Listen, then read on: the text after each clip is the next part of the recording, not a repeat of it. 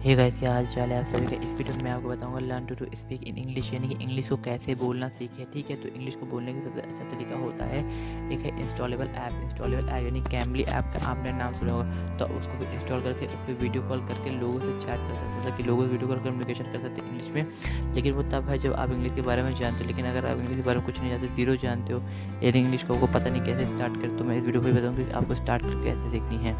पहला पॉइंट है आपके लिए, उसके लिए एक बुक पढ़नी पड़ेगी, उसका नाम है रैपिड इंग्लिश स्पीकिंग बुक। ठीक है, तो अगर ये बुक पढ़ लेते हो, इसमें सब बेसिक बात बताई गई है।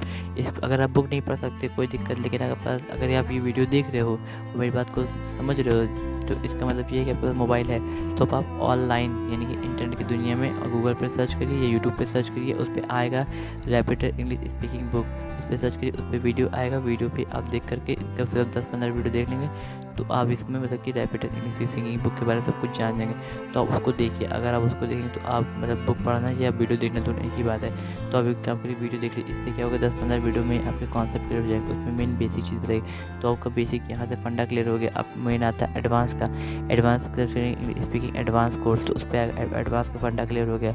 चलिए, आपको 2 हो गया। इसके बाद आपको कम से कम सेंटेंस की प्रैक्टिस करनी होगी, डेली सेंटेंस की, डेली 5 सेंटेंस की प्रैक्टिस करिए, डेली 5 वर्ड मीनिंग याद करिए, वोकैबुलरी अपनी मजबूत की, क्योंकि वोकैब जो पावर है, वोकैबुलरी यानी कि वर्ल्ड मीनिंग जिसे लोग कहते हैं। अगर आपकी वोकैब पावर अच्छी होगी, वोकैबुलरी अच्छी होगी, वोकैबुलरी, तो आप मतलब कि आराम से किसी से भी समझ लेंगे। जैसे कि अभी तो मेक ओवर जैसे सीखना होगा, टेक ओवर, मेक ओवर, ये सब जैसे कुछ शब्द हैं, इनको समझना होगा। ये बहुत छोटे छोटे शब्द, अगर आप इन सबको समझ पाओगे तो ही आप इंग्लिश को अच्छे से बोल पाओगे।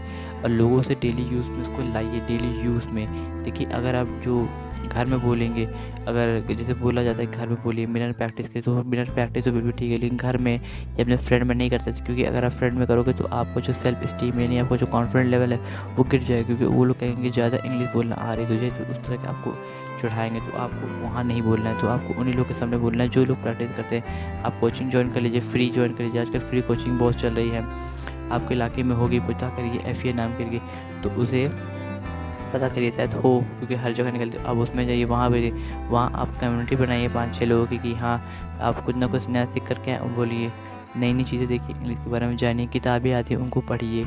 ठीक है, तो अगर ये आप ये सब चीज़ें करें तो ही आपकी इंग्लिश एक अच्छे लेवल पे पहुँच जाए। क्योंकि मैंने भी अभी इंग्लिश को बिगनर लेवल पे काफ़ी हद तक सीखा है, इम्प्रूव किया, तो मैं आपको ये सब बता सकता हूँ। हालांकि मैंने भी पूरी तरह से नहीं सीखा है, ये मैं सोचिएगा कि मैंने पूरी तरह सीख ली तो मैं कुछ करूँ, नहीं। मैं आपको बता रहा हूँ कि मैंने सिर्फ करके मतलब कि बहुत सारे हद तक 50% इंग्लिश सीख ली है, 50% आपको भी सीखना है, तो इसी से करिए। तीसरा पॉइंट, अगर आप इंग्लिश सीख लो तो इस बात का हमेशा ध्यान रखो कि इंग्लिश का यूज़ करते कभी भी दिखावा मत करो, या फिर अपने आप को स्मार्ट मत समझो, या इंग्लिश की जो लैंग्वेज आप जिस लैंग्वेज को बोल रहे हो ये इसको स्मार्ट मत समझो। ठीक है, क्योंकि आप अपने पास नॉलेज को बढ़ाने के लिए सीख रहे हो। आपको बता दूँ, राजीव दीक्षित बहुत बड़े मतलब आयुर्वेदिक ज्ञानी कहते हैं, इंडिया में आपने सुना होगा, यूट्यूब पर सर्च कर लीजिए। ठीक है, इनसे बुद्धिमान ये इंडिया मतलब कि भारत में बहुत बुद्धिमान बन जाते हैं। ये कहते हैं इंग्लिश जो है यानी अंग्रेजी, ठीक है, वो मूर्खों की भाषा है। ठीक है ना, तो इंग्लिश ज़्यादा सीख लिए तो आप उड़ो मत। आप मेरे चैनल सब्सक्राइब करो, मेरी बात बुरा लगी तो मुझे माफ़ करना भाई।